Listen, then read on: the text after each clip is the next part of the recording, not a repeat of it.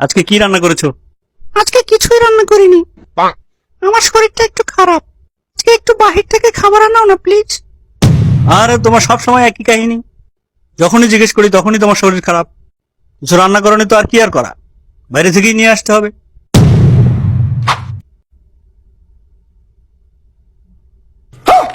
সবাই বলে আজকে কি রান্না করেছো, শুধু মাই বলে মা তুমি কি কিছু খেয়েছো? সরি, তুমি মুখ খুলে রাখছো কেন? তোমার বোন যখনই এখানে আসে আমাকে কত কিছু বলে যায়, কিন্তু তুমি একটা বারও আমার পক্ষ নিয়ে কিছু বলো না।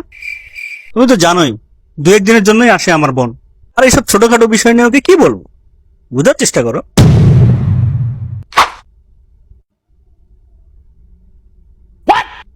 মা বাপের ভালো শিক্ষা পেয়েছি, এই জন্য চুপ আছে, না হয় মুখ আমারও আছে। বাবা ঠিক আছে, ঠিক আছে, আমি কথা বলে নেব।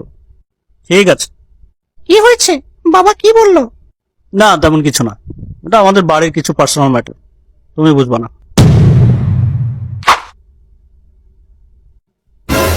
মানুষের কথা আর কি বলবো, তখন নিজের লোকই মানুষের মতো আচরণ করে।